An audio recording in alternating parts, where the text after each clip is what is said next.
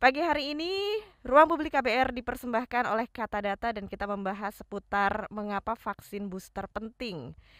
Karena kita melihat perkembangan COVID-19 dan kita juga sudah tahu bahwa varian Omikron muncul akhir-akhir ini yang membuat statistik penambahan kasus baru COVID-19 di seluruh dunia meningkat tajam. Varian Omikron jauh lebih menular dibandingkan varian lain dan meskipun jumlah kematian jauh lebih rendah serta infeksi paru tidak seperti Delta, namun kasus Omikron di beberapa negara seperti Amerika Serikat sangat tinggi. Akibatnya ketersediaan rumah sakit pun melonjak dan kasus Covid di Indonesia perlu mendapat perhatian karena sudah mulai meningkat beberapa waktu terakhir ini. Sepanjang tanggal 25 sampai 31 Desember 2021 lalu, rata-rata kasus baru COVID-19 masih berkisar 187 kasus per hari dan dari 4 Januari hingga 10 Januari 2022, rata-rata kasus baru COVID-19 sudah naik lebih dari 2 kali lipat menjadi 459 kasus baru per hari.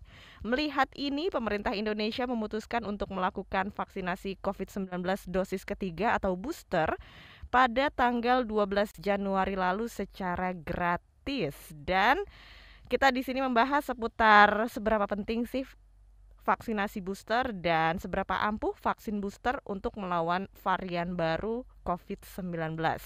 Baiklah, kita akan berbincang di ruang publik KBR selama kurang lebih 1 jam ke depan sampai pukul 10 waktu Indonesia Barat dan siaran ruang publik KBR juga bisa didengarkan di seluruh radio jaringan KBR di seluruh Indonesia dari Aceh hingga Papua serta di Jakarta bisa Anda dengarkan lewat 104,2 MS3 FM.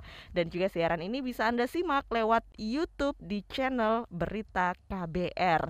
Dan bersama dengan kita pagi hari ini sudah ada Dr. Diki Budiman, ahli epidemiologi dari Griffith University Australia. Selamat pagi Dr. Diki, apa kabar? Selamat siang waktu Australia. Siang Malam ya bagi dokter di Australia sekarang ya. ya. Oke, sehat selalu Dokter Diki, senang sekali bisa hadir di ruang publik. Alhamdulillah, semoga sehat semuanya. Jaga kesehatan, tetap 5M. Tetap 5M, itu yang harus kita ingat terus. Dan juga untuk siaran ruang publik hari ini kita juga masih menunggu Profesor Siti Nadia Tarmizi, juru bicara vaksinasi COVID-19 dari Kementerian Kesehatan Republik Indonesia untuk ikut bergabung bersama dengan kita di siaran ruang publik KBR. Baik, langsung saja kita berbincang-bincang ya, Dokter Diki, Ya, seputar vaksinasi booster yang memang ini sudah lama wacananya diberikan oleh pemerintah dan akhirnya ini sudah diresmikan per tanggal 12 Januari kemarin. Vaksinasi ya. booster dilaksanakan dan juga ini gratis. Bisa dijelaskan Dokter Diki, sebenarnya seberapa penting vaksinasi booster ini? Pertama ya kita menyadari bahwa dari beberapa riset ada mungkin sebagian besar orang ya. Saya sampaikan sebagian karena ada juga yang sebagian kecil mungkin lebih panjang ya. Tapi sebagian besar orang itu rata-rata setelah 5 bulan menurun Mhm. proteksi dari vaksinasinya. Dan itu rata-rata 5 bulan dan dari berbagai riset itu. Walaupun ada yang 7 bulan, ada bahkan lebih cepat, nah 4 bulan. 4 bulan Mhm. itu pada lansia lebih cepat ya. Nah ini tentu menjadi satu kekhawatiran di tengah sekarang hadir varian Omikron yang juga menyebabkan COVID ya. Varian apapun ya ini sama penyakitnya COVID ya. Tapi varian ini dia bisa bersirkulasi lebih efektif bukan hanya di antara yang belum divaksinasi, tapi pada yang sudah divaksinasi, yang bahkan sudah 2 dosis sekalipun. Apalagi kalau dia sudah yang masuk fase yang tadi menurun itu setelah 5 bulan, 6 bulan, 7 bulan. Nah, ini tentu menjadi satu kondisi yang rawan karena artinya kita bisa melihat di Amerika, di Eropa, bahkan sekarang di sini di Australia, kasus tadi di pengantar ya disampaikan meningkat, memecahkan rekor semua negara ya dalam selama kasus pandemi ini. Bahkan ketika kita lihat Delta yang demikian dahsyat itu, kasus infeksinya tidak sebanyak sekarang. Sekarang semua negara bahkan dunia memecahkan rekor. Nah, ini akibat apa? Akibat varian ini bisa menginfeksi dua, bukan hanya yang belum divaksinasi, tapi yang sudah divaksinasi. Nah, dalam kaitan inilah, karena banyak peningkatan kasus, banyak juga yang masuk rumah sakitnya. Jadi harap dipahami dan saya luruskan bahwa Omikron itu bukanlah penyakit yang ringan. Dia terlihat ringan karena sekarang jumlah orang yang memiliki imunitas jauh lebih banyak. Itu yang membuat dia terlihat ringan gejalanya.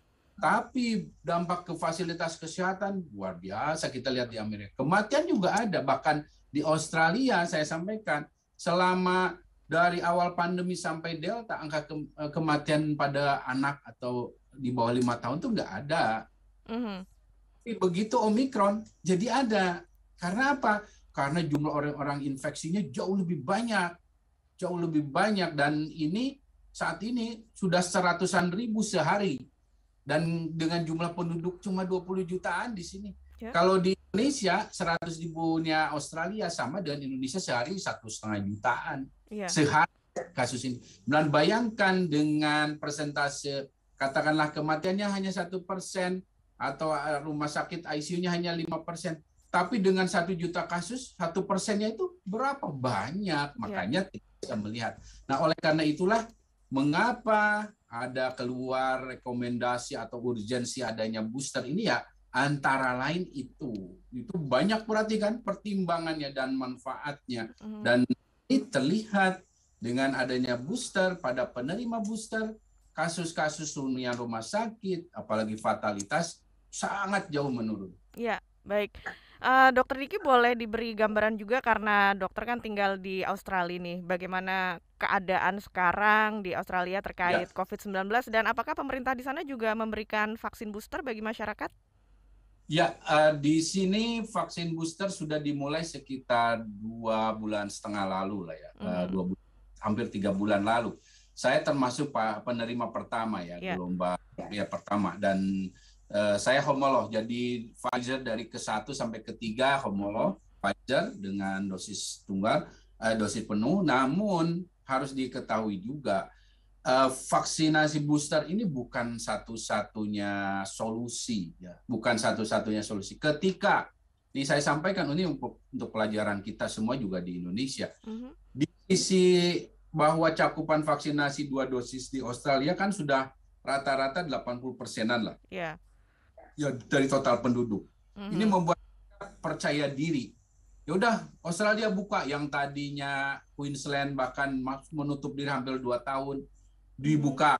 Nah, kemudian termasuk aktivitas perjalanan luar negeri. Udah kita buka, kita udah pede nih, masyarakat sudah punya imunitas nih. Sekarang kan di Indonesia juga ada yang beranggapan dan kita sekarang punya imunitas, buka. Apa yang terjadi setelah itu 1 bulan setelah itu?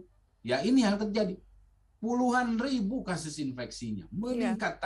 Ya sekarang yang saya sampaikan 100 ribuan itu menjadi sesuatu yang nggak dibayangkan sebelumnya. Ketika Delta Januari 2021 di sini di Brisbane itu hanya 2 kasus saja sudah membuat lockdown.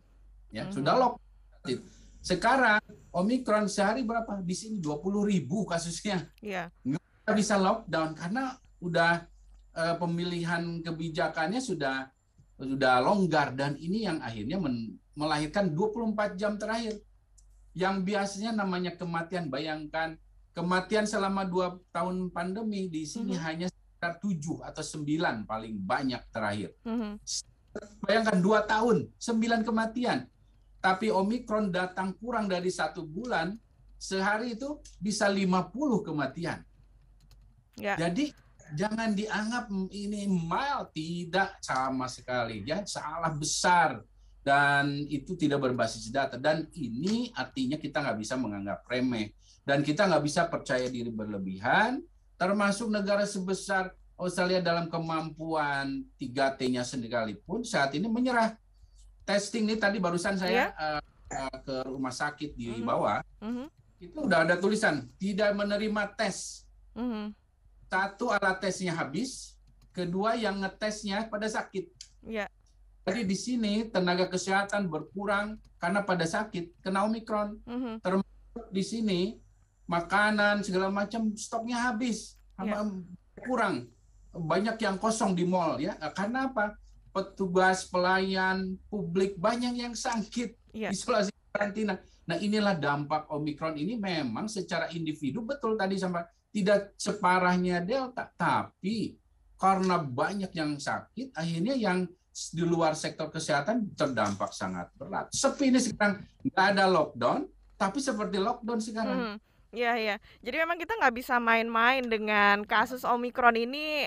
Ternyata memang sangat fatal juga ya, Dok, bagi fasilitas kesehatan, bagi masyarakat juga.